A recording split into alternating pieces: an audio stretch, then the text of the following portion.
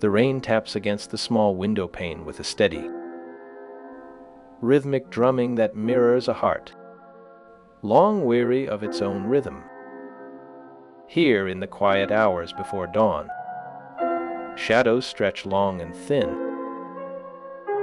reaching out like fingers of a forgotten dream. The air feels cool, carrying the scent of damp wool and old paper,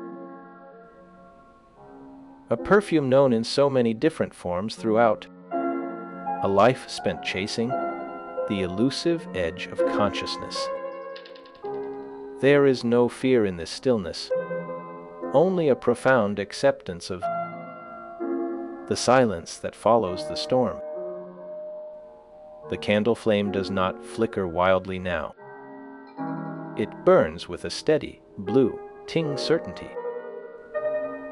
illuminating dust motes that dance in the air like tiny, suspended memories. I listen to water running in the gutters, a sound that has accompanied me from Richmond to Baltimore, a constant companion in the solitude that defines existence. The world outside sleeps, lost in the heavy blanket of night, while I remain awake, not in torment, but in a state of lucid observation. The darkness is not an enemy to be fought, but a canvas upon which the mind paints its most intricate visions. In this suspended moment, between the waking world and the realm of dreams, a strange peace takes hold. The pen rests on the desk, the ink dried, the words waiting to be born from the quiet. It is a time for reflection, for tracing the lines of a life that has been both a tragedy and a testament to the power of the human spirit to endure the unbearable weight of loss. The silence is heavy, yet it is filled with whispers of those who have gone before, a chorus of voices that guide gently through the night. A small oil lamp casts a warm, flickering glow against the peeling wallpaper of a Philadelphia boarding house room from the 1840s. Heavy velvet curtains block the harsh light of the street outside the window, creating a sanctuary of soft shadows. A wooden desk sits near the wall, its surface scarred by ink stains and candle wax from hours of labor. A single quill pen rests in an inkwell, its tip dried from the long nights of writing. The floorboards creak softly under the weight of the silence that fills the space. A sound as familiar as a heartbeat. The air smells faintly of old paper and the dust that settles on every surface, preserving the memory of a bygone era. A portrait of a woman hangs on the wall, watching over the scene with a quiet, stoic gaze that seems to hold 1,000 unspoken stories. The room feels suspended in a moment of peaceful, timeless reflection, where the past and present merge in a gentle harmony. The era inhabited was both a time of great promise and deep sorrow. The quiet streets of Richmond in the 1840s held a stillness that seemed to pause time itself. Cobblestones glistened faintly under the pale light of a winter moon, while gas lamps cast long, soft shadows against the brick facades of row houses. A gentle breeze moved through the bare branches of the elms lining the avenue, carrying the faint scent of wood smoke from distant chimneys. Inside a modest parlor, a fire crackled softly in the hearth, its flames dancing with a rhythmic, hypnotic motion against the dark logs. Heavy velvet curtains hung at the windows, muffling the sounds of the city outside, creating a space of deep contemplation and solitary creation. The silence was profound, broken only by the occasional settling of the house, preserving the essence of that particular historical moment.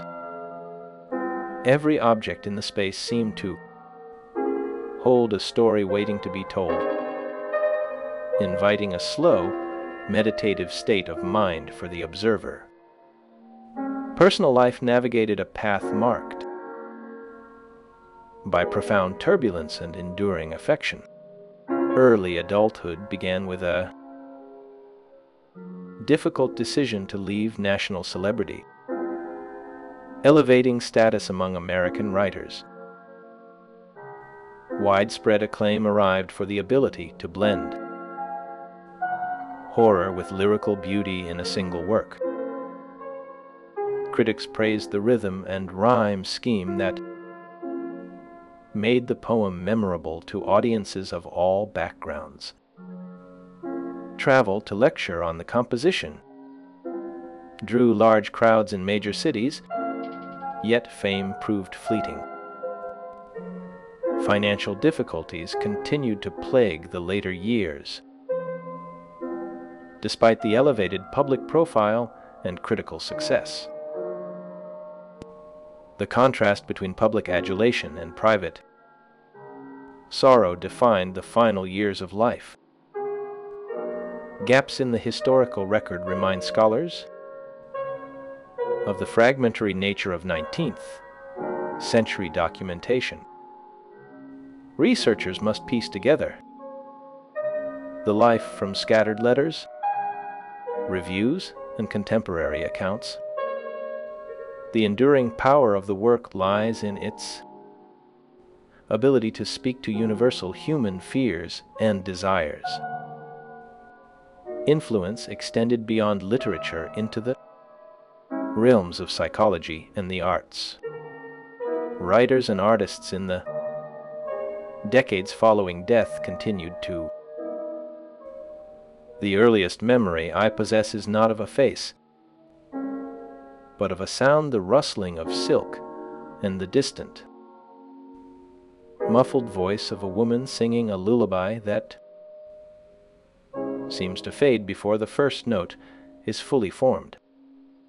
That sound belongs to a mother who died when I was but 2 years old, leaving a silence in the house that has never truly been filled. I remember the cold floorboards of the theater where she performed, the smell of grease paint and damp wood, and the way the light caught the dust in the air before the curtain fell for the last time.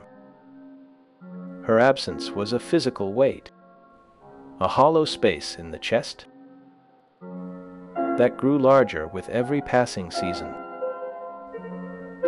I was taken in by a wealthy couple from Richmond, men and women who provided a roof and a table, but offered little warmth to the child they watched from behind a wall of polite indifference. They called me their ward, a word that felt as cold as the iron railings of the porch where I often sat alone. The house was filled with the soft murmur of adult conversation, yet I remained an island in their midst, watching the play of light on the wallpaper while trying to understand the rules of a game I had not been taught to play. My education was thorough, a rigorous regimen of Latin and French that filled my mind with the dead tongues of empires long gone. Yet it could not teach me how to navigate the subtle currents of affection in a home that valued propriety over love. I traveled across the ocean to England and Scotland, where the air was thick with the scent of rain and the sound of church bells that seemed to toll for a loss I could not name. The schools there were strict, the days long and gray, filled with the scratch of quills and the low hum of recitation. I learned to read the stars and the maps, to calculate the distance between the earth and the moon. But I could not calculate the distance between myself and the family that held my future in their hands. The conflict with my foster father grew slowly, like a crack in a porcelain vase that widens with every touch. He was a man of rigid principles, a merchant who saw the world in ledgers and balances, and he could not understand the wild, untamed nature of a boy who dreamed of becoming a writer. The tension between us was a constant presence, a low hum that vibrated through the floorboards and settled in the bones. I attended the University of Virginia, hoping to find a sanctuary in the halls of learning. But the debt I incurred for my studies became a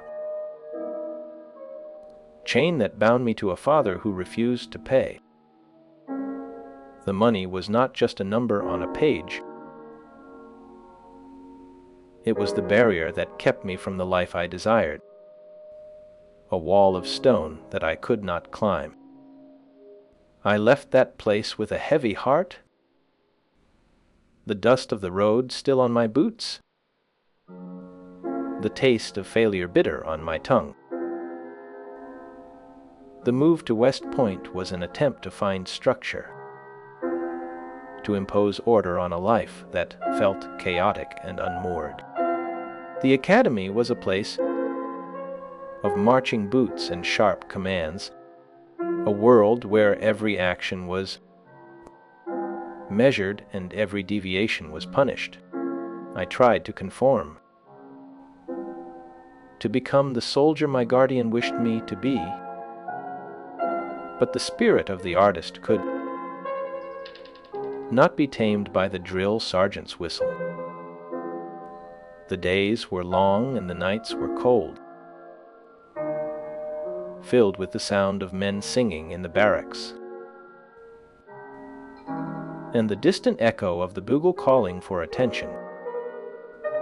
I made the decision to seek my own dismissal, a desperate act to sever the ties that bound me to a life that was not my own. I refused to attend roll call. I left my quarters unclean, and I waited for the court-martial that would finally set me free. The trial was a blur of voices and gestures, a formal dance that ended with the removal of my name from the rolls. I walked out of the gates with nothing but the clothes on my back and a sense of liberation that was mixed with a deep, abiding sorrow. The archives of the university hold the records of my brief enrollment, the ink on the page fading slowly as the years pass. The military career that never was remains a ghost in the story, a path not taken that leads to a different version of the self. The estrangement from the family deepened, the silence between us growing into a chasm that could not be bridged by words or apologies. The political climate of the time was shifting, the rise of the penny press changing the way stories were told and consumed by the public. I watched these changes with a keen eye, understanding the power of the short story and the literary review as tools for survival. The era valued emotion and individual experience, a sentiment that resonated with the dark and imaginative narratives I began to craft. I created a world where the boundaries between life and death blurred, where the rational and the irrational danced together in a complex waltz. The legacy I left behind is one of transformation, a testament to the power of the human mind to find beauty in the darkness. The mystery of my death adds a layer of intrigue to the story, but it is the quality of the writing that ensures the place in the canon of great literature. The ability to blend the rational with the irrational created a new space for literary exploration, a space where the reader can find comfort in the shared experience of grief. The quiet assurance of the words provides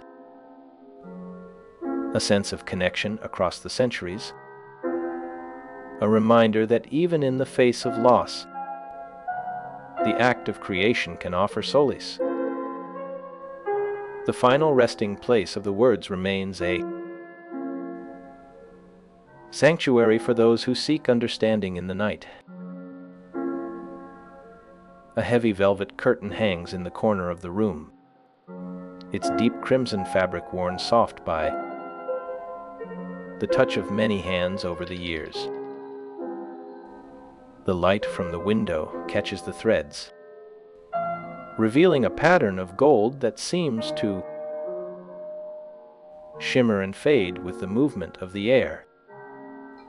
The fabric smells of old dust and the faint, sweet scent of dried lavender that was once placed within the folds to keep the moths away.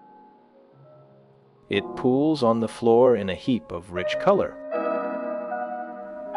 a silent witness to the quiet hours of the night. The weight of the material is substantial, pressing against the floorboards with a gentle, steady pressure. One can imagine the hands that once drew it closed, the soft rustle as it parted to reveal the darkness beyond. The texture is smooth to the touch, cool and heavy, offering a sense of security in the vast emptiness of the room. The light shifts slowly across the surface, changing the hue from a deep burgundy to a muted brown as the sun sets. It is a place of rest, a barrier between the world outside and the sanctuary within.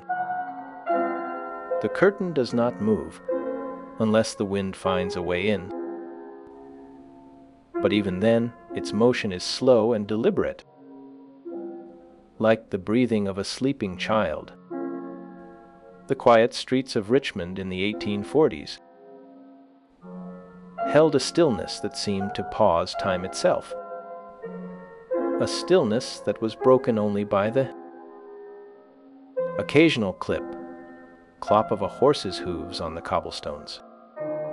Gas lamps cast long, soft shadows against the brick walls, creating a play of light and dark that danced with the flickering flame. The air was cool and carried the scent of wood smoke and the damp earth of the river that ran nearby. These streets were the backdrop for the next chapters of a life that was both brilliant and troubled, a life that would redefine the boundaries of American literature. The memory of the mother's death and the lack of parental love lingered in the mind, influencing the themes of loss and longing that permeated the work. The strict discipline of West Point and the subsequent expulsion reinforced the sense of alienation from conventional society, a feeling that would never fully depart. Yet, through all these hardships, the drive to write remained, a constant force that pushed the mind forward into the unknown. The landscape of the early years was one of movement and change, reflecting the instability that characterized the personal life. Despite the challenges, the sharp intellect and unique vision eventually earned a place in literary history. The facts of the birth, the education, and the early struggles are well documented, even if some details remain obscured by the passage of time. The journey from the rain falls against the window pane of this small room, a rhythmic drumming that mirrors the beating of a heart long weary of its own rhythm. Here, in the quiet hours before dawn, the shadows stretch long and thin, reaching out like the fingers of a forgotten dream. The air is cool, carrying the scent of damp wool and old paper, a perfume I have known in so many different forms. Throughout a life spent chasing the elusive edge of consciousness, there is no fear in this stillness, only a profound acceptance of the silence that follows the storm.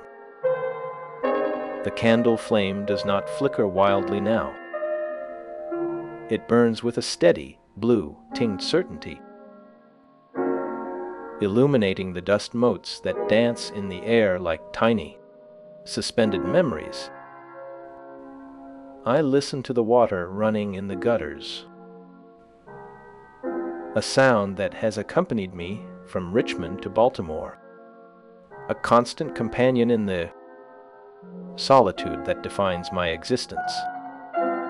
The world outside is asleep, lost in the heavy blanket of night, while I remain awake, not in torment, but in a state of lucid observation.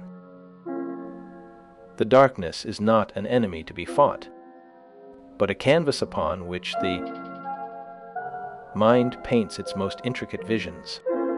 In this suspended moment, between the waking world and the realm of dreams, I find a strange peace. The pen rests on the desk, the ink dried, the words waiting to be born from the quiet. It is a time for reflection, for tracing the lines of a life that has been both a tragedy and a testament to the power of the human spirit to endure the unbearable weight of loss. The silence is heavy, yet it is filled with the whispers of those who have gone before, a chorus of voices that guide me gently through the night. I recall the rigid stone halls of the academy where the air always smelled of wet wool and polished brass. The days were measured not by the sun, but by the sharp crack of a drum and the shrill whistle of a bugle. I walked those gray corridors with a mind that wanted to fly while my feet were forced to march in perfect unison. The discipline was a cage that fit too tightly around a spirit that needed to breathe. I found myself studying mathematics with a precision that surprised even the sternest instructors. My name appeared near the top of the list for excellence in numbers and in the French language. The logic of equations offered a clean, orderly world where every problem had a solution.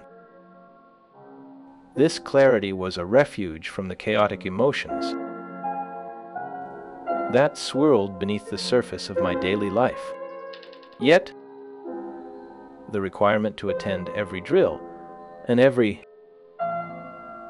class felt like a slow suffocation of the soul. I began to miss the morning roll call, then the afternoon formations, then the evening inspections. The demerits piled up like stones in a pocket, heavy and unyielding. By January, my name sat at the very top of the ledger of offenses, a record of 66 infractions in a single month.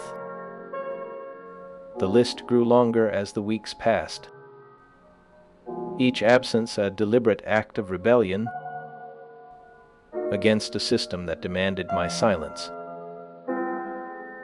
I watched the other cadets march in perfect lines, their faces blank and their eyes fixed forward, and I felt a growing distance between us. They followed orders without question, but I could not make my body obey, a command that felt so wrong to my nature. The tension in the air became palpable, a static charge that promised a storm. I knew the end was coming, and I decided to meet it on my own terms. The quiet streets of Richmond in the 1840s held a stillness that seemed to pause time itself.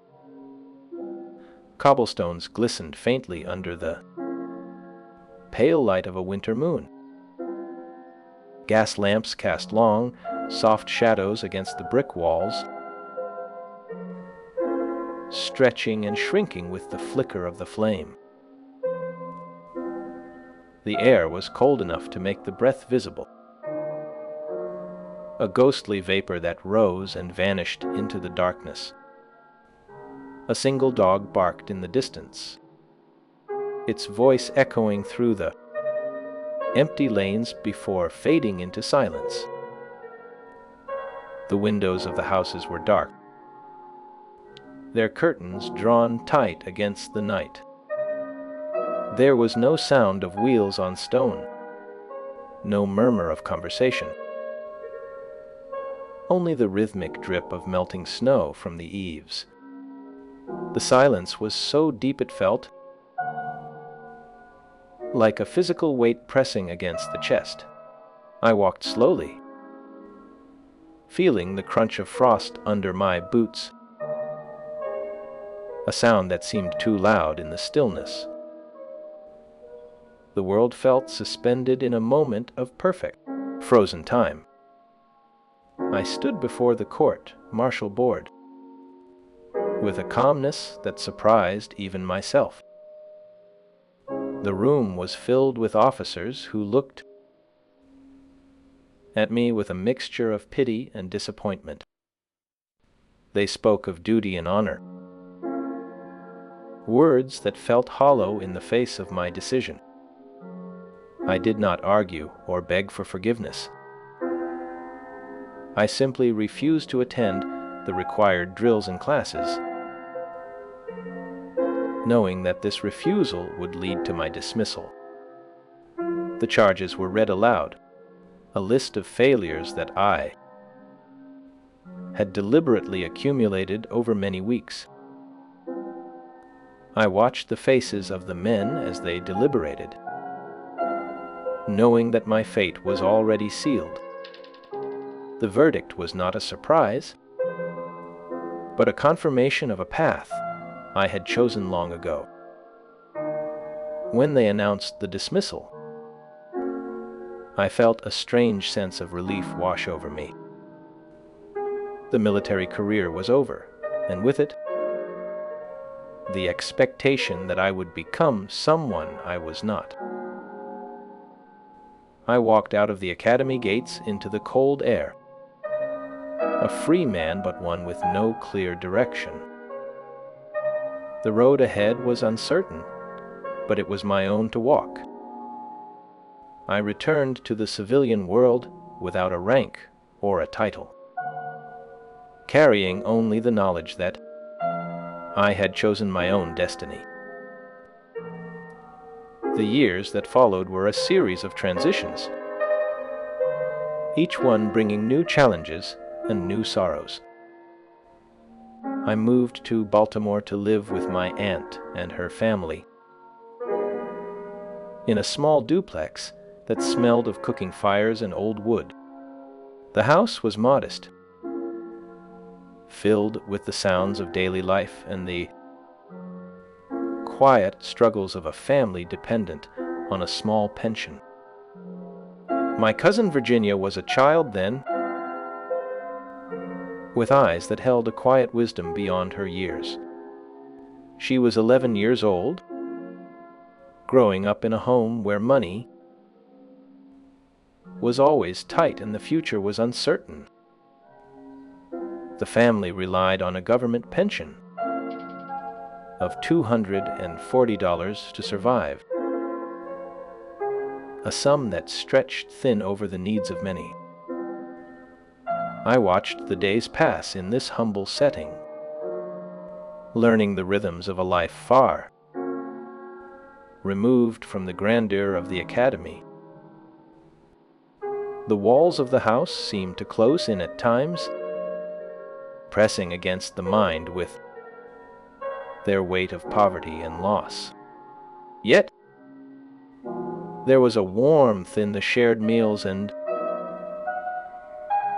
the quiet conversations that offered a different kind of strength. I began to write again, filling the margins of my days with words that tried to make sense of the world. The stories that came to me were born from the tension between the darkness of my thoughts and the light of the small moments that sustained us. I realized that the constraints of social norms and the expectations of others were barriers that could be broken. My writing became a way to explore the boundaries between life and death, between the rational and the irrational. I crafted tales that blurred these lines, creating worlds where the impossible became real. The detective stories I wrote were born from this need to impose order on chaos, to solve puzzles that had no easy answers. I invented a new genre, one that combined logical deduction with a deep psychological depth. The stories were not just entertainment, but a way to understand the human mind in all its complexity. A study of 309 personal letters revealed a pattern of sadness and suicidal cognition that ran through my life. The computerized analysis of these texts showed that my depressive episodes were most pronounced during my years of greatest success. This paradox suggests that my artistic output was fueled by a tension between public acclaim and private sorrow. The more I achieved, the deeper the darkness seemed to grow. The style that emerged from this conflict was one of melancholy blended with a precise, almost mathematical control over narrative structure. I became a master of the macabre, crafting tales that haunted the minds of readers long after the last page was turned. The poem that made me a national celebrity was written in a rhythm that induced a hypnotic state, a repetition that echoed the beating of a heart in the night. My influence extended beyond my own works to shape the development of modern horror and mystery literature. The themes of isolation and mortality I explored remain relevant to the human experience in the 21st century. My legacy is one of transformation and enduring artistic achievement, a testament to the power of creation in the face of loss. The final resting place of my words remains a sanctuary for those who seek understanding in the night. The quiet assurance of my writing provides a sense of connection across the centuries. Even now, the stories I wrote continue to resonate with readers across the globe, offering comfort in the shared experience of grief and the beauty found within darkness. The mystery of my death adds a layer of intrigue, but it is the quality of my writing that ensures my place in the canon of great literature. The ability to blend the rational with the irrational created a new space for literary exploration, one that continues to inspire new generations of writers and readers alike. The act of creation offers solace, even in the face of loss, a truth that I learned through the long and difficult journey of my life. The words I wrote in the quiet of the night still speak to those who listen, a whisper from the past that guides the way through the darkness. The decision to leave the structured path of the military academy felt like stepping off a cliff into a misty void, a calculated surrender to the call of a life defined by ink and paper rather than drill and discipline. I had sought a court martial to sever the ties that bound me to a future I could not bear, a deliberate act of rebellion that left me standing alone in the cold wind of an uncertain dawn. That choice was the first true stitch in the tapestry of a life that would be woven from threads of fleeting joy and enduring sorrow. It was in the quiet aftermath of that separation that I found my way back to the only family that had ever truly felt like home, the only person whose presence could anchor a spirit prone to drifting. The marriage to Virginia Clem in 1836 was not a grand ceremony of public celebration, but a quiet union of two souls seeking shelter from the storms that raged within and without. She was young, barely a child in the eyes of the world, while I stood in the fullness of my own youth, yet between us flowed a deep and abiding current of affection that defied the logic of age. We moved from one modest dwelling to another, our lives a series of rented rooms and borrowed hearths, each space a temporary sanctuary where the pen could scratch against the paper with a rhythmic certainty. Her gentle nature was a soft counterweight to the turbulence that often shook my own frame, a calm center around which the chaos of my thoughts could occasionally settle. She read my work with a clarity that few others possessed, her eyes tracing the lines of my stories with a reverence that made the words feel real and alive. In the dim light of our small lodgings, she was the constant, the steady breath that kept the rhythm of my days from falling into disarray. The years passed with a slow and steady cadence, marked by the publication of poems and stories that began to gather a following.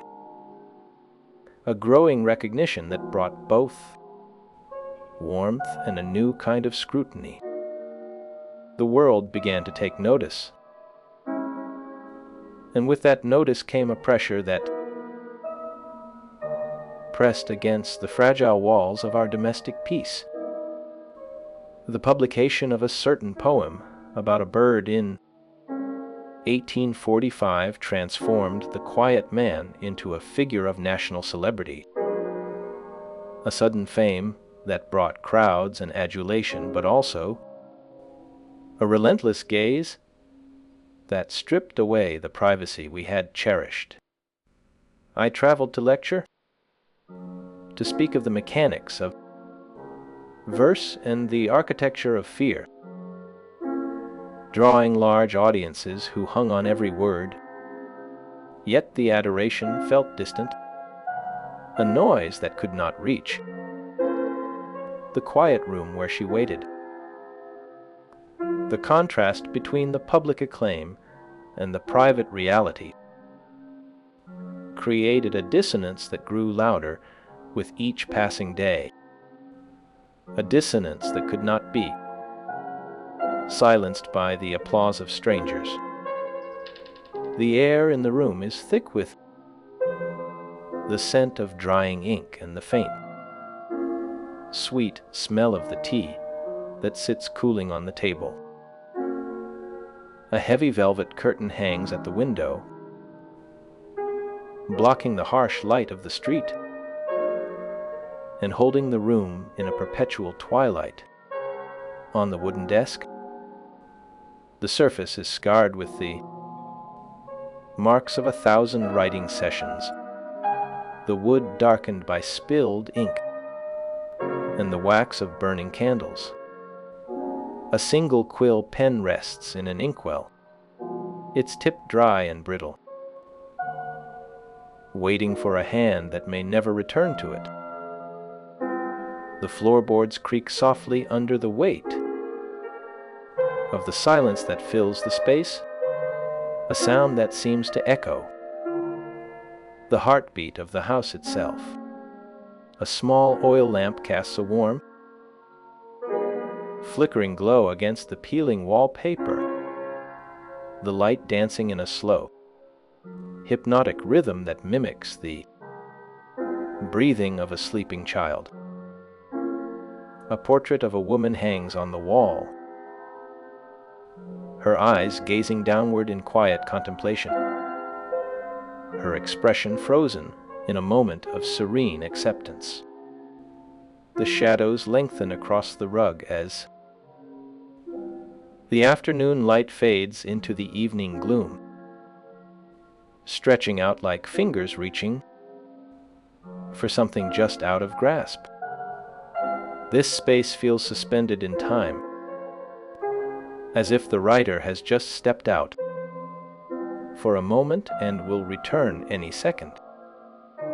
The silence is deep and comforting, broken only by the distant sound of a carriage wheel rolling over the cobblestones, a reminder of the world that moves on outside.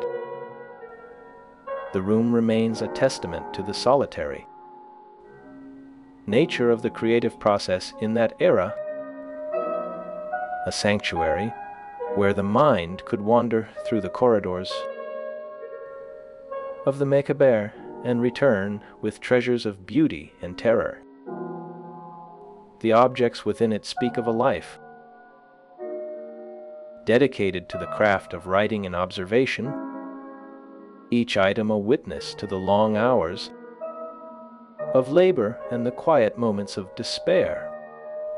The years of quiet suffering began in 1842, when the shadow of tuberculosis fell across our lives, a slow and relentless visitor that demanded its toll on the body and the spirit. The disease consumed her health over several years of quiet endurance, a process that was as much a part of our life as the writing and the moving from one room to another. she bore her illness with a grace that seemed impossible for one so young, her spirit remaining unbroken even as her body grew weaker and more frail. In the midst of her physical decline, she found a way to express her love through the written word, a gesture that remains etched in my memory with a clarity that time cannot erase. On Valentine's Day in 1846, she wrote an acrostic poem to her husband where the first letter of each line spelled out his name, a tender and intricate construction that revealed the depth of her affection even in the face of death. This act of creation occurred during a time of great physical weakness and emotional strain, a final gift of the mind to the heart that had loved her so deeply. The poem was a testament to the power of the human spirit to find beauty and meaning even in the darkest hours, a beacon of light in the gathering gloom. Her death came on January 30th, 1847, in Fordham, New York, at the age of 24. A life cut short before it had truly begun to unfold. She died of the disease that had stolen so much of her time, leaving me in a state of deep and lasting grief that would color the remainder of my days. The loss of her was a wound that never fully healed, a void that no amount of writing or public acclaim could ever fill. The silence she left behind was louder than any noise I had ever known, a silence that echoed in every room and every corner of my life. The years that followed were marked by a struggle to find stability and purpose in a world that felt increasingly alien and hostile. The financial difficulties that had always plagued me grew more severe, forcing me to move frequently between various boarding houses and rented rooms, never able to claim a home as my own. I never owned a carriage to commute to the city center, a lack of material stability that added to the sense of rootlessness that defined my existence. The alcohol that I turned to in these difficult years was a companion that offered only a temporary respite from the pain, a false friend that deepened the isolation rather than alleviating it. The public adulation continued, a strange and hollow echo of the fame that had once brought such hope, but it could not reach the private sorrow that consumed me from within. The final years were a blur of movement and loss, a journey toward an end that seemed inevitable and yet impossible to accept. The mystery of my own death in Baltimore in 1849 remains a subject of speculation and debate, a final enigma in a life filled with them. The exact nature of those final days is lost to history, a gap in the record that can never be fully bridged. Her burial at Westminster Burial Ground in Baltimore was a moment of profound finality, a physical separation that marked the beginning of a long and solitary journey. I expressed a desire to be buried near her, a wish that would eventually be granted, a final reunion in the quiet earth. The legacy of my work remains secure, a testament to the power of the human imagination,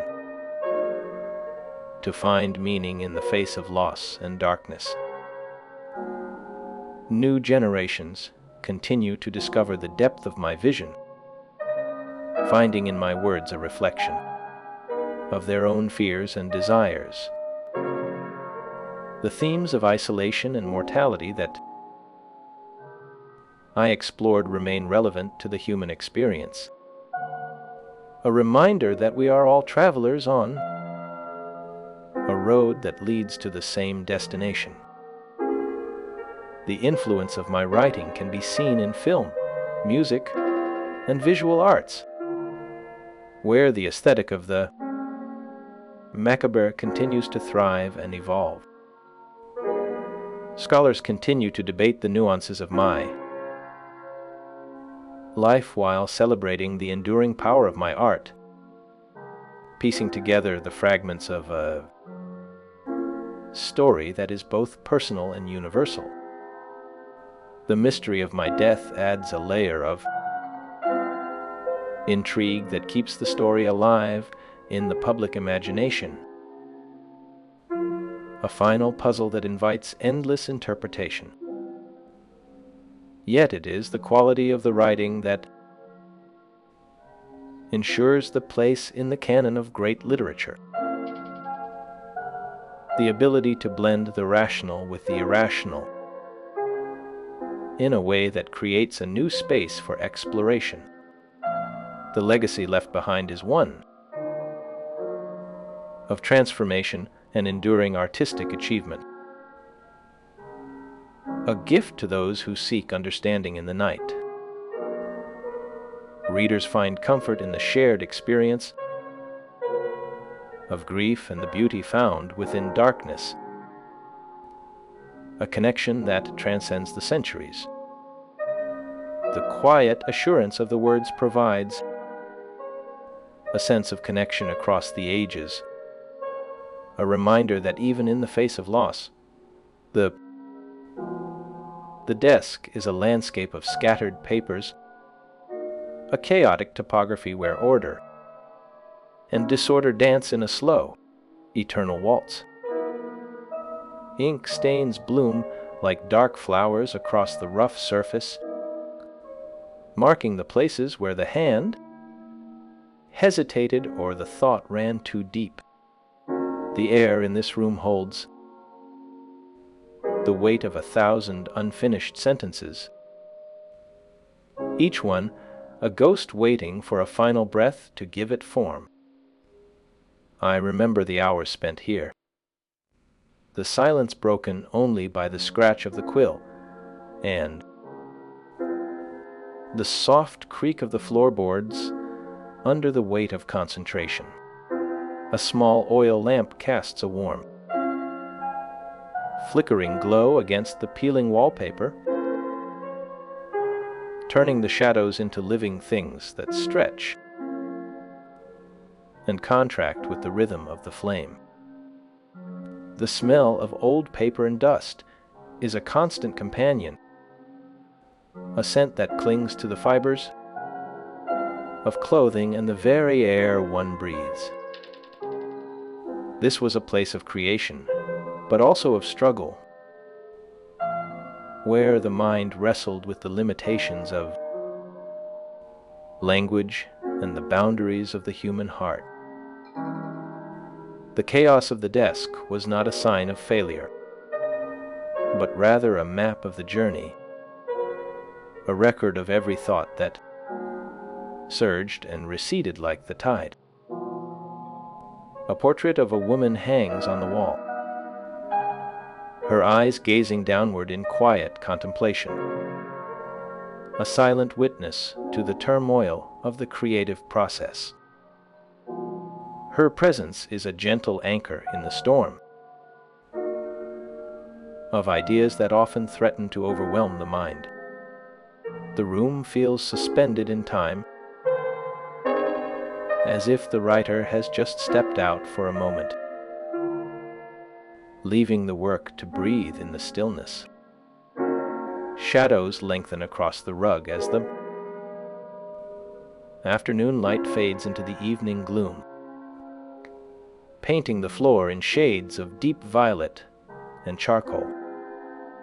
The silence is deep and comforting, broken only by the distant sound of a carriage wheel rolling over the cobblestones outside. This space served as a sanctuary for the creation of stories that would haunt the world, a place where the macabre and the beautiful coexisted in perfect harmony. The objects within it speak of a life dedicated to the craft of writing and observation, each item holding a memory of a specific moment in time. The atmosphere is one of gentle melancholy, reflecting the mood of the works produced there, a mood that has echoed through the centuries. The room remains a testament to the solitary nature of the creative process in that era, a place where the soul could speak without fear of judgment. The chaos of the editorial world was often a mirror of the internal landscape, a reflection of the struggle to find order in a world that seemed determined to remain wild and untamed. Magazines and journals were the battlegrounds where ideas clashed and reputations were made or broken in the blink of an eye. The editor's desk was a place of constant negotiation, where the demands of commerce met the needs of art in a delicate and often painful dance. I remember the hours spent revising manuscripts, the ink drying on the page as the words were shaped and reshaped until they fit the mold of the publication. The pressure was immense, a weight that pressed down on the shoulders and tested the limits of endurance.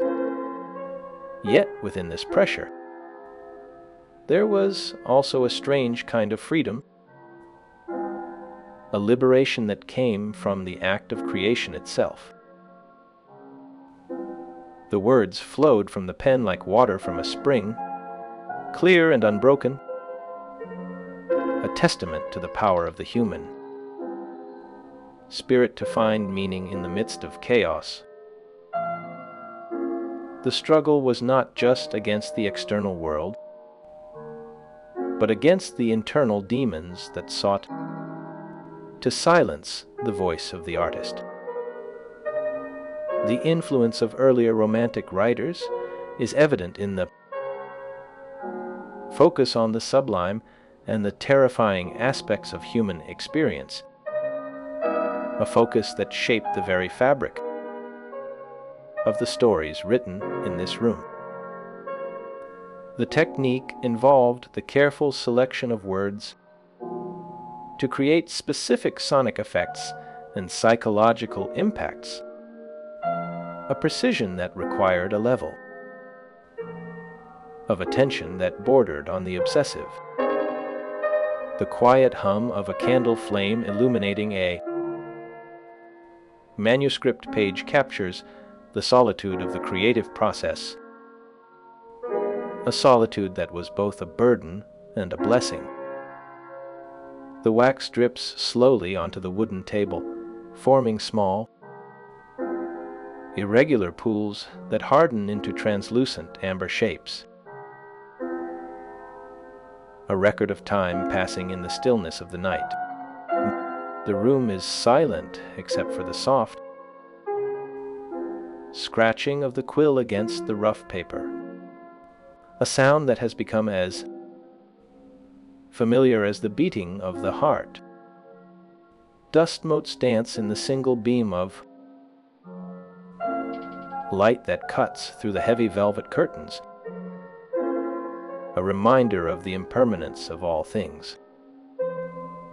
The air smells faintly of beeswax and old paper, a scent that clings to the fibers of clothing and the very air one breathes.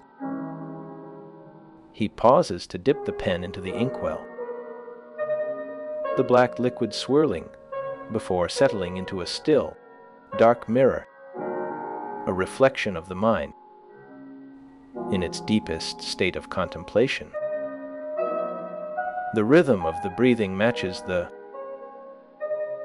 steady beat of the clock on the mantelpiece, a rhythm that governs the flow of thought and the creation of art. Shadows lengthen across the floorboards as the fire in the hearth burns lower and lower, a reminder of the passage of time and the inevitability of change. The warmth of the room contrasts with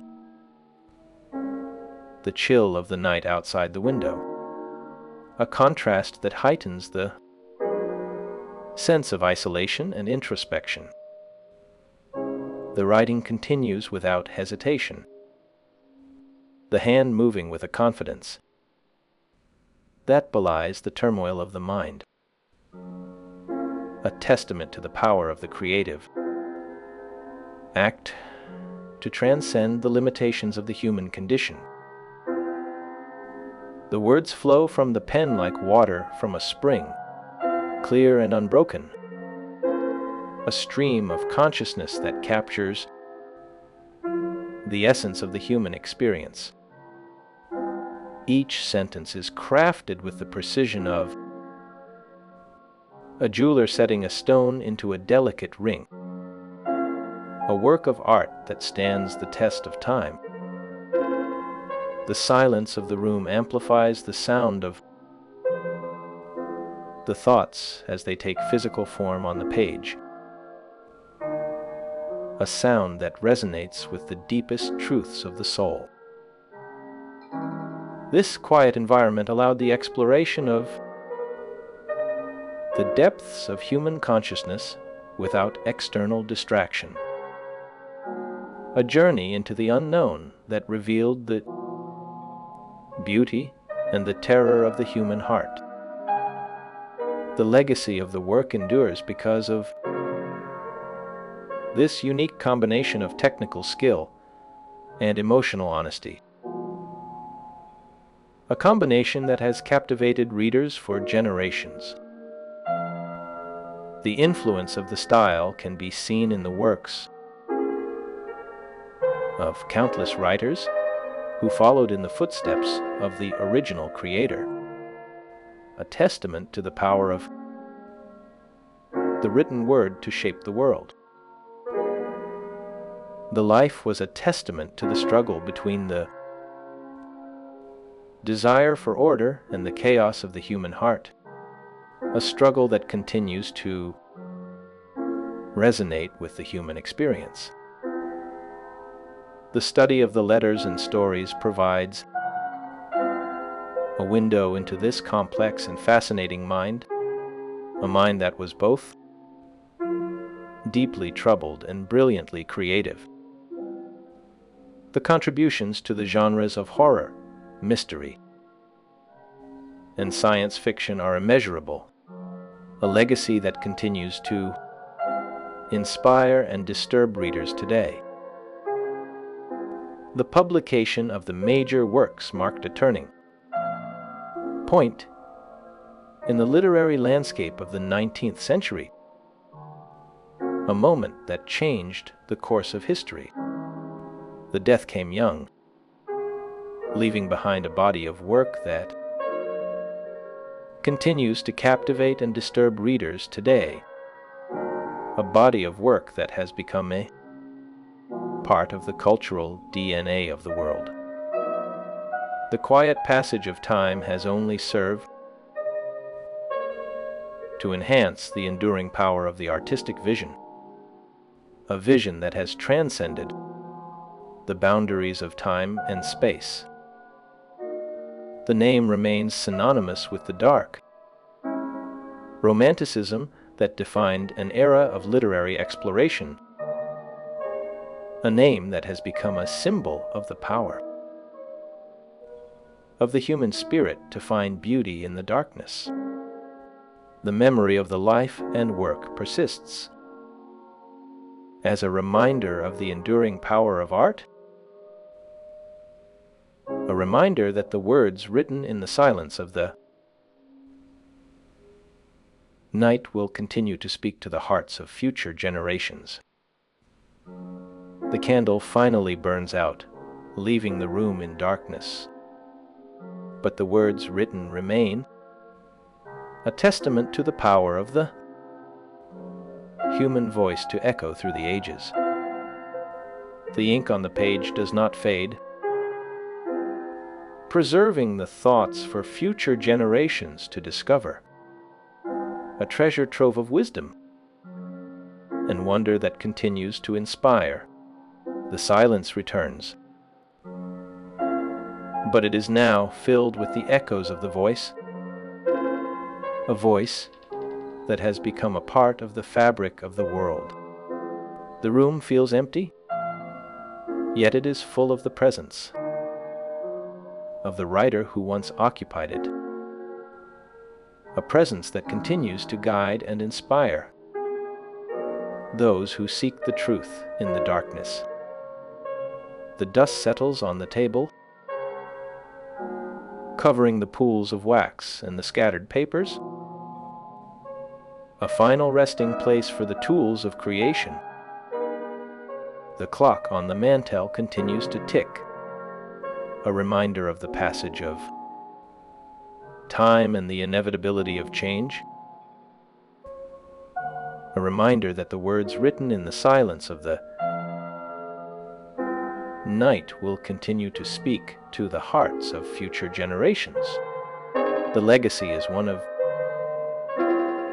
transformation and enduring artistic achievement, a legacy that will continue to inspire and disturb readers for centuries to come. The mystery of the rain falls against the windowpane of this small room, a rhythmic drumming that mirrors the beating of a heart long weary of its own rhythm. Here, in the quiet hours before dawn, the shadows stretch long and thin,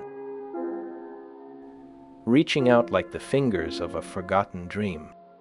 The air is cool, carrying the scent of damp wool and old paper, a perfume I have known in so many different forms. Throughout a life spent chasing the elusive edge of consciousness, there is no fear in this stillness, only a profound acceptance of the silence that follows the storm. The candle flame does not flicker wildly now. It burns with a steady, blue-tinged certainty, illuminating the dust motes that dance in the air like tiny, suspended memories. I listen to the water running in the gutters, a sound that has accompanied me from Richmond to Baltimore, a constant companion in the solitude that defines my existence. The world outside is asleep, lost in the heavy blanket of night, while I remain awake, not in torment, but in a state of lucid observation. The darkness is not an enemy to be fought, but a canvas upon which the mind paints its most intricate visions. In this suspended moment, between the waking world and the realm of dreams, I find a strange peace.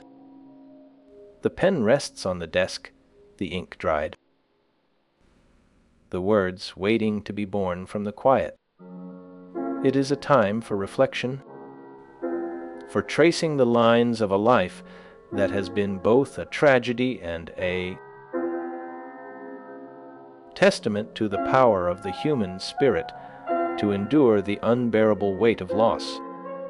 The silence is heavy, yet it is filled with the whispers of those who have gone before, a chorus of voices that guide me gently through the night. My path began with a fracture, a split that widened with every passing year. I recall the cold stone of the military academy, a place where rigid order clashed with the chaotic rhythm of my own thoughts. The command to stand in formation felt like a physical weight pressing down on my shoulders, a burden I could no longer carry. I chose to walk away, not through a gentle departure, but by forcing a dismissal through my own deliberate neglect of duty. The court-martial was a stage I set for myself, a final act of defiance against the man who held the keys to my future. He refused to grant the permission I needed to leave, so I made my exit through the only door he could not lock. This choice severed the last thread of connection to my family, leaving me adrift in a sea of my own making. The archives of the university hold the records of that brief, turbulent time, a footnote in a larger story of struggle. Financial disputes with my guardian forced me to withdraw, another step away from stability and toward the unknown. These early conflicts shaped the lens through which I viewed authority and the fragile nature of dependency. I learned that trust is a fragile thing, easily broken by the weight of expectation. The rise of the penny press brought a new kind of light to the literary world, a bright, hurried glow that changed how stories were consumed. I navigated this shifting landscape with a keen eye, understanding the power of the short story and the literary review. The public hungered for tales that could be devoured quickly. Yet I sought to give them something deeper, something that lingered in the mind long after the paper was discarded. I wrote during a time of great social and technological transformation, a period where the old ways were giving way to the new. The Romantic era valued emotion and an individual experience above rigid rationalism, and I embodied these values in my dark and imaginative narratives. I created a world where the boundaries between life and death blurred, where the rational mind could not always explain the shadows that moved in the corner. My work continues to resonate with readers across the globe today, a testament to the complexity of the human mind and its capacity to find beauty in the macabre. The historical context of my life provides essential understanding of my art, revealing the pressures and inspirations that shaped my creative output. My story is one of brilliance, overshadowed by personal sorrow and loss, a journey through a landscape both beautiful and terrifying. The quiet streets of Richmond in the 1840s held a stillness that seemed to pause time itself. Cobblestones glistened faintly under the pale light of a winter moon, reflecting the cold sky above. Gas lamps cast long, soft shadows against the brick walls, stretching out like fingers reaching for something just out of reach. The wind moved gently through the bare branches of an old oak tree, creating a low, rhythmic sound that echoed in the empty street. The floorboards creaked softly under the weight of a chair pulled close to the bedside, a sound that spoke of vigilance and waiting. A candle burned low in a brass holder, casting long, dancing shadows that moved slowly across the ceiling. A silent dance of light and dark. The air felt heavy with the quiet presence of illness and the deep, abiding love of those who watched over her. Silence filled the space, broken only by the distant sound of a church bell ringing in the valley below, a lonely toll that marked the passing of another hour.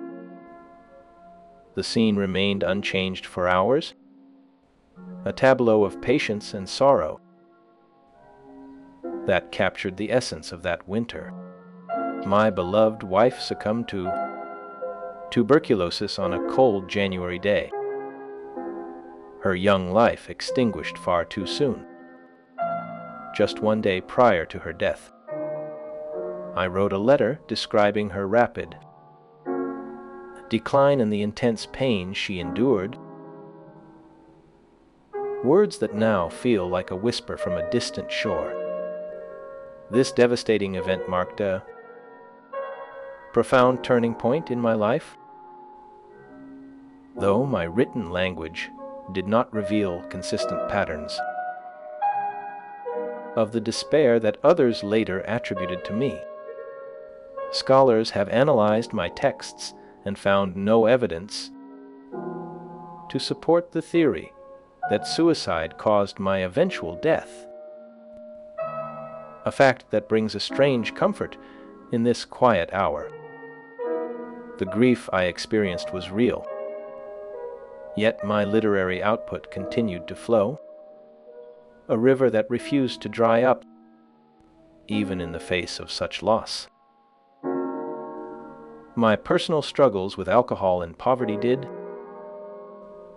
not diminish the power of my creative vision, nor did they erase the light that shone through the darkness. I remained a figure of mystery and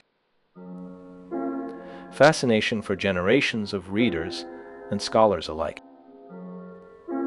A man who walked the line between the living and the dead. The details of my final hours remain obscure, yet my impact on literature is undeniable, a legacy that outlasts the physical form. The room where I once sat writing was filled with the soft dust of old paper and fading ink, a scent that clung to the heavy velvet curtains. A single candle flickered in the corner, casting long, gentle shadows against the worn wooden walls, a play of light that seemed to have no end. The air smelled faintly of beeswax and dried lavender, a scent that lingered in the corners of the room long after the candle had burned out. Outside the window, the moonlight spilled across the floorboards in a pale, silver pool of light, illuminating the dust motes that danced in the stillness. The silence of the night was absolute, broken only by the distant, rhythmic chirping of crickets, a sound that seemed to pulse with the heartbeat of the earth. A leather-bound book lay open on the desk, its pages yellowed with the passage of many years. The ink on the page faded to a soft brown. The chair beside the desk stood empty, waiting for a writer who would never return to fill it again, a silent witness to a life well lived. The stillness of the room felt heavy with memory, yet it offered a profound sense of peace to the observer, a sanctuary for the weary mind.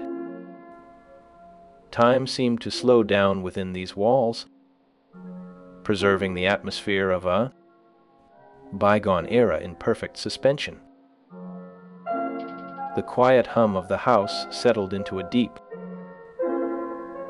restful rhythm that lulled the mind toward sleep, a gentle rocking that carried me away from the pain of the world. My significance in the modern era continues to grow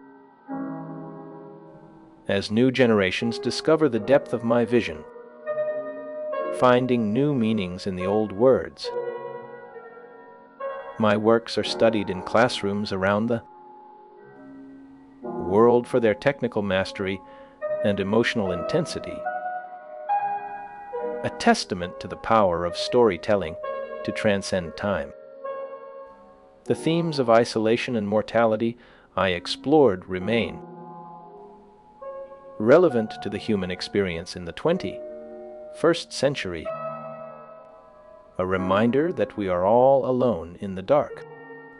My influence can be seen in film, music, and the final years unfolded under a heavy shadow of personal loss and professional uncertainty.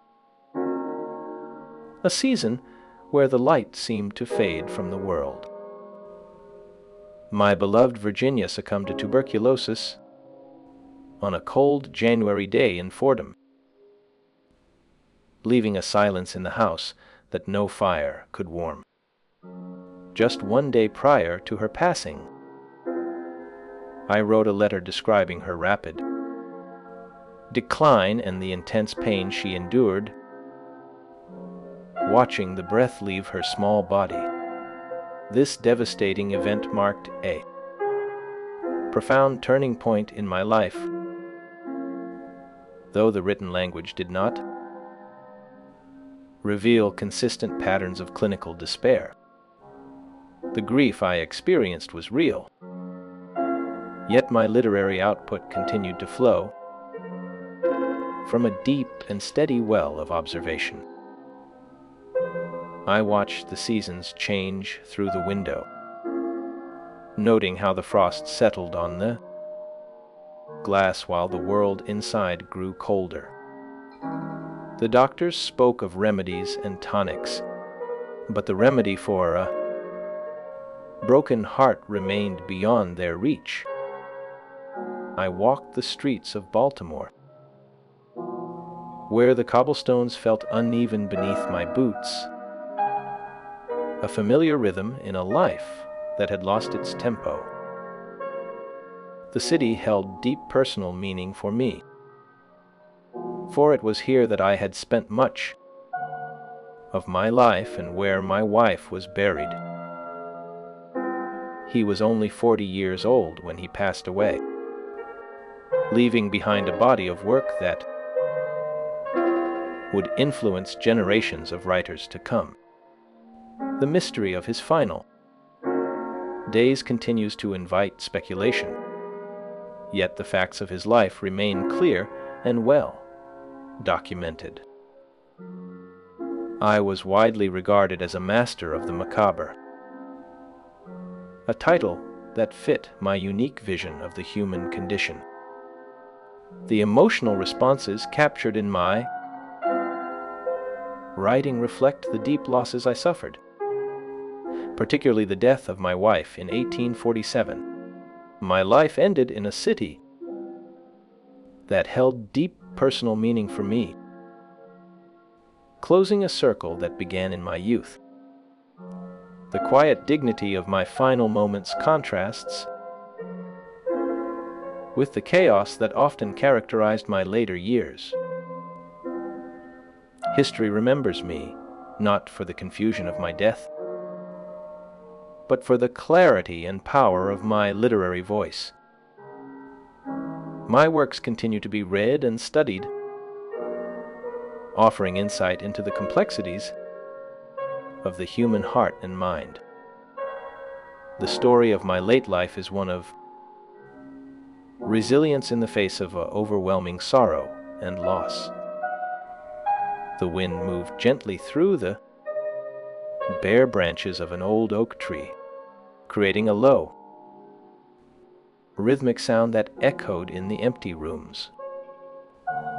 The floorboards creaked softly under the weight of a chair pulled close to the bedside, a sound I had heard 1,000 times before. A candle burned low in a brass holder, casting long, dancing shadows that moved slowly across the ceiling like silent dancers.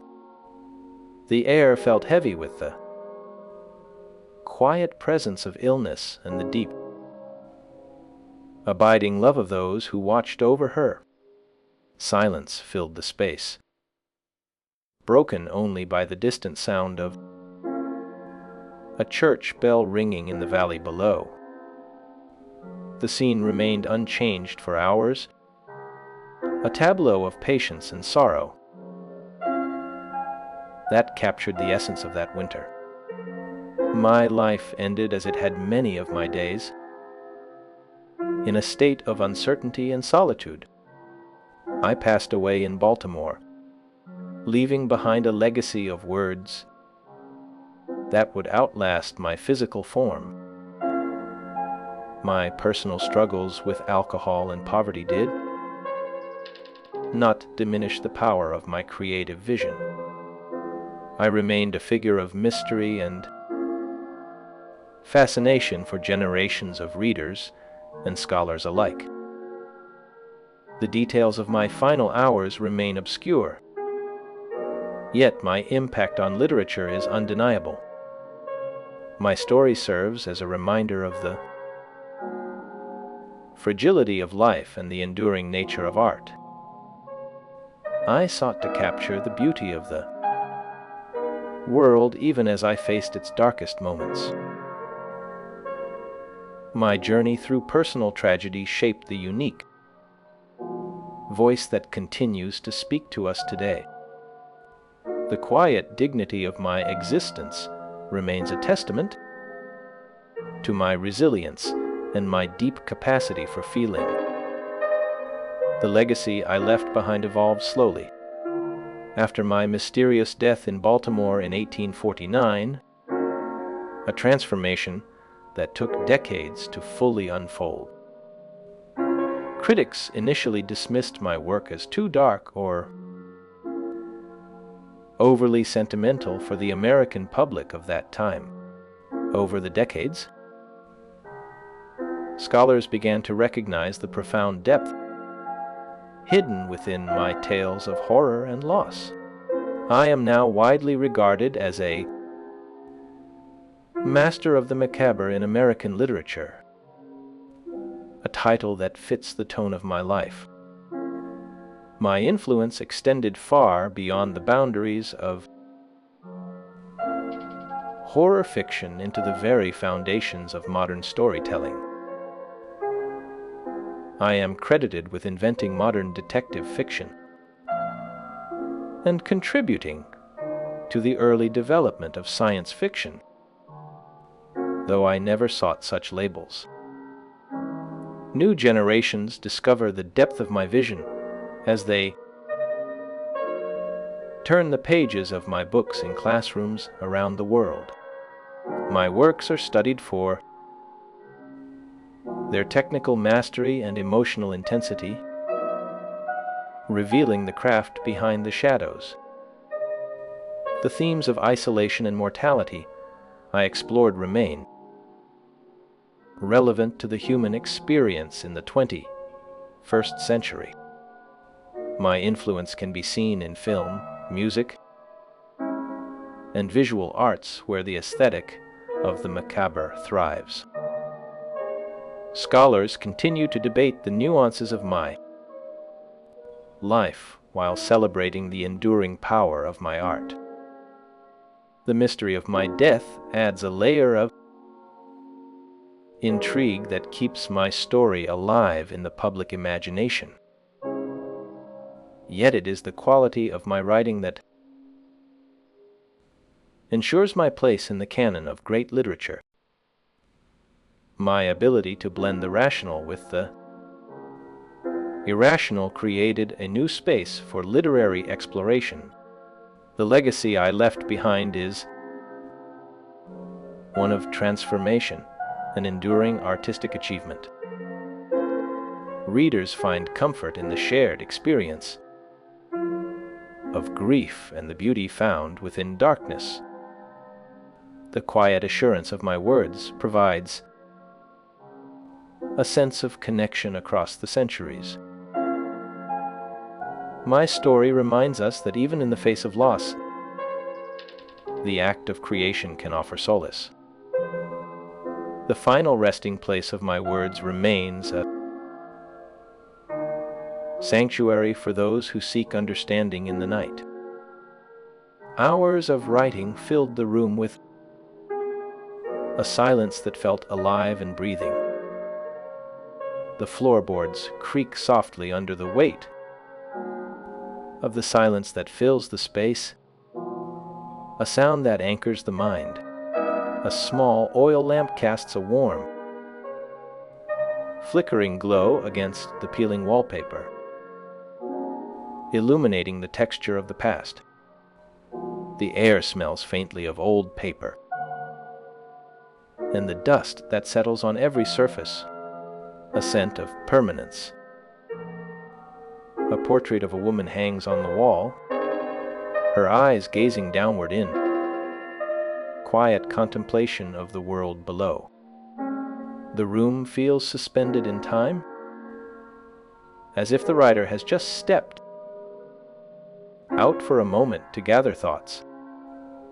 Shadows lengthen across the rug as the afternoon light fades into the evening gloom, marking the passage of time.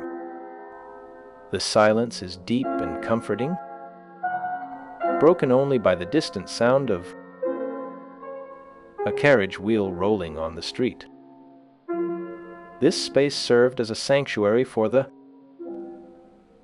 creation of stories that would haunt the world. The objects within it speak of a life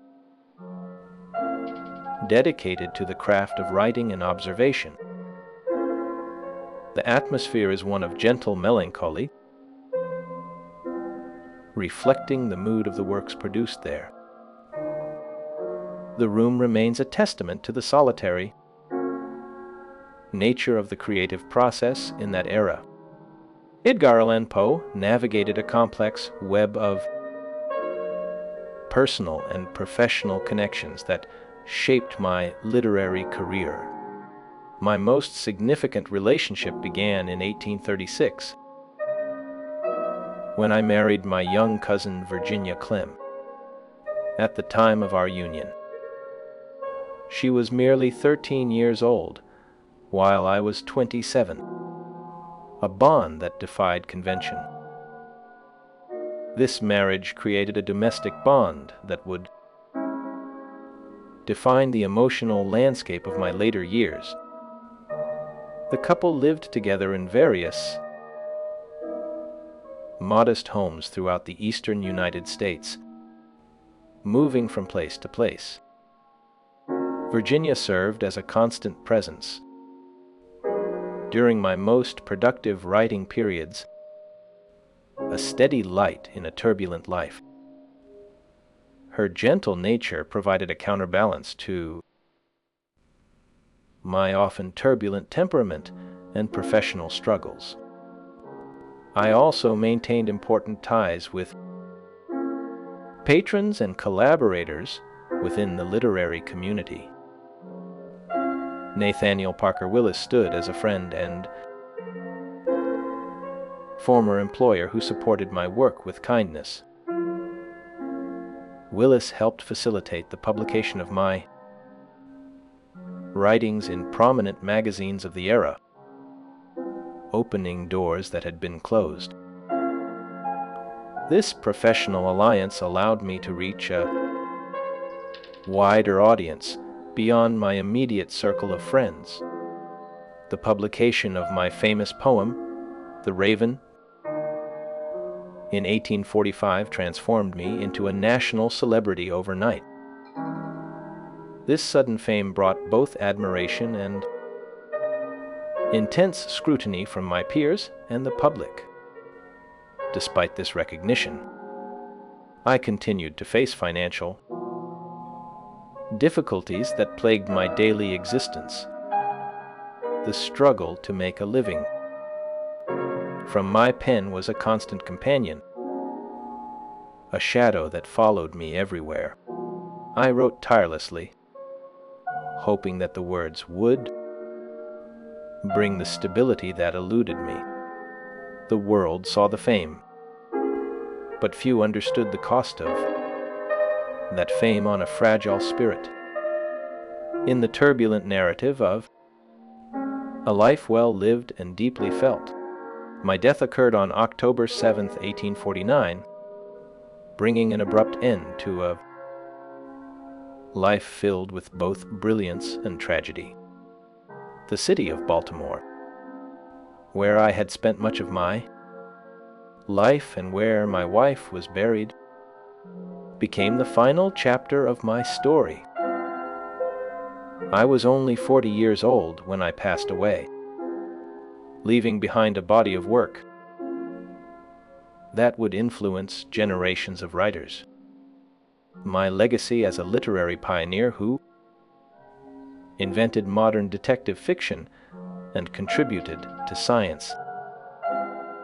New generations discover the depth of vision I once held, finding fresh meaning in words written long ago.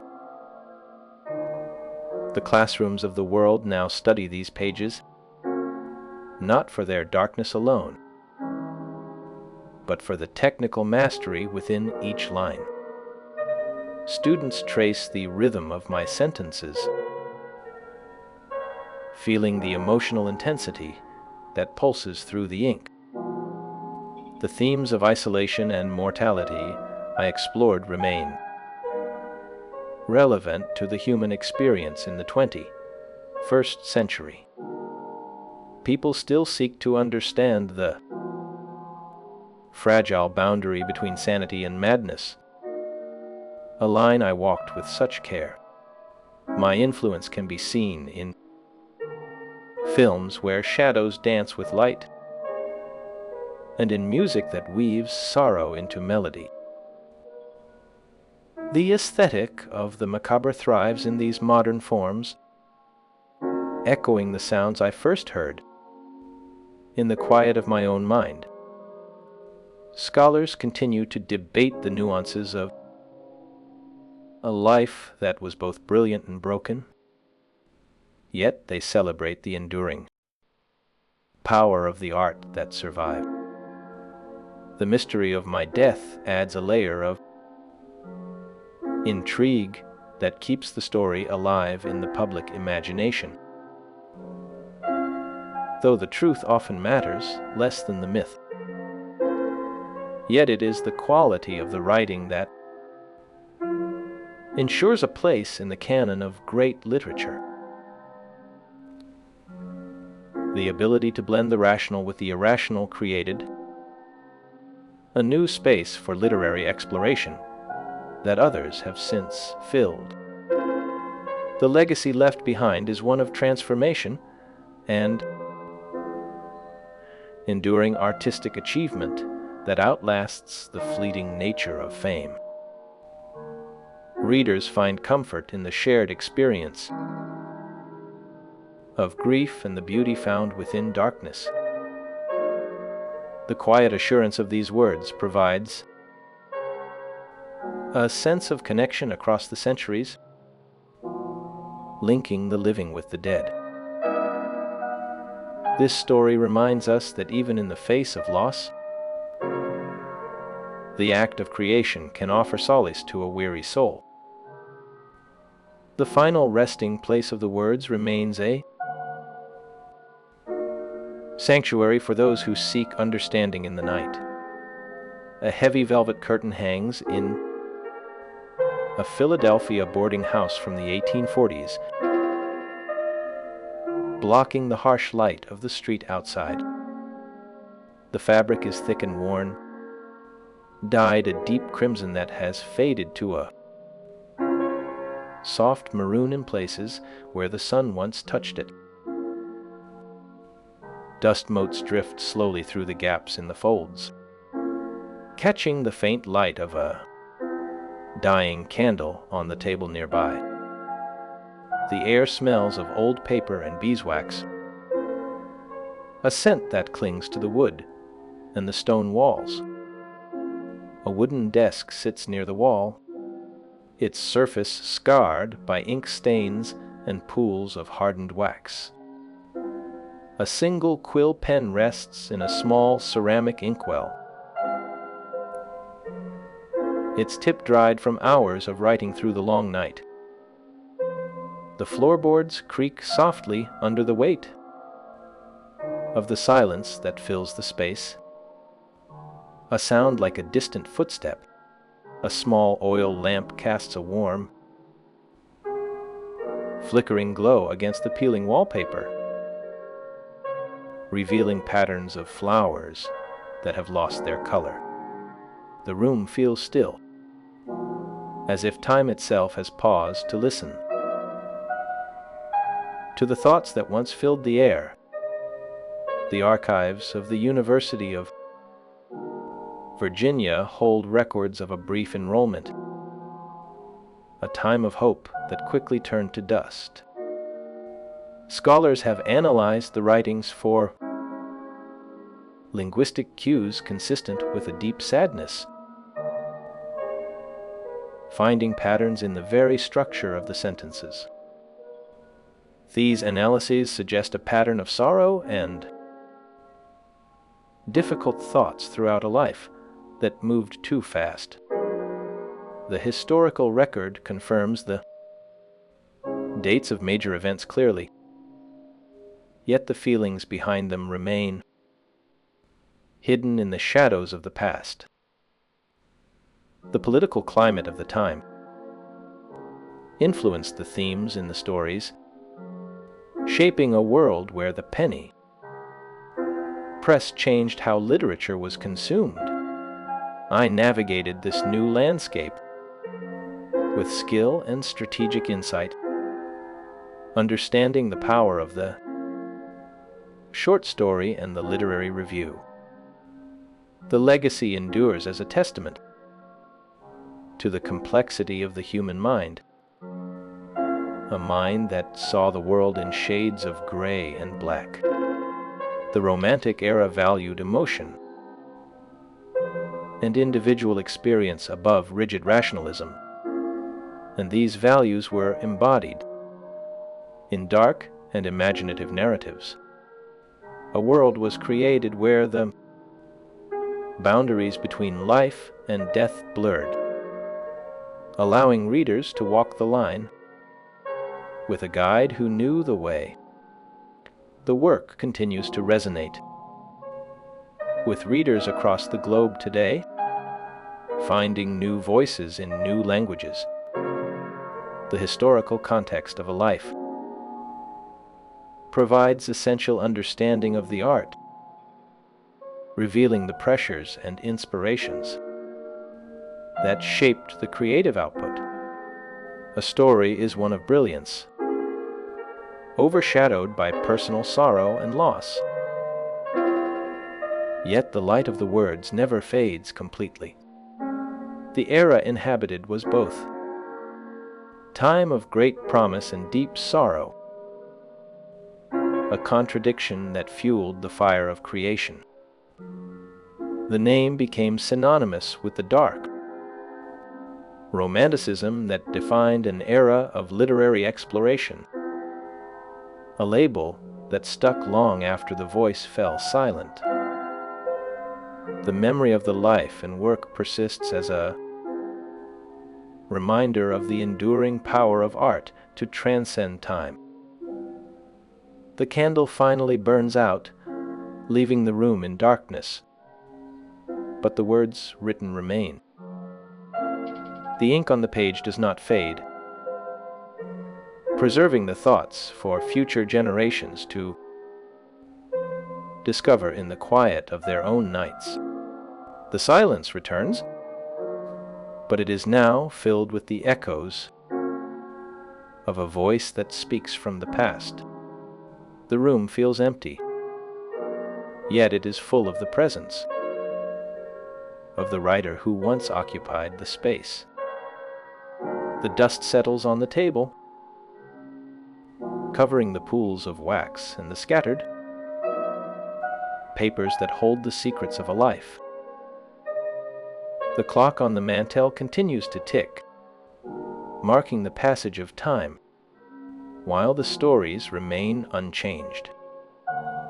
New editions appear in bookstores, their covers bright and new, containing the same old words that have comforted millions. The influence extends beyond literature into the realms of psychology and the arts, shaping how we understand the darker corners of the mind. Writers and artists in the decades following the death continued to draw inspiration from the dark visions that were first imagined.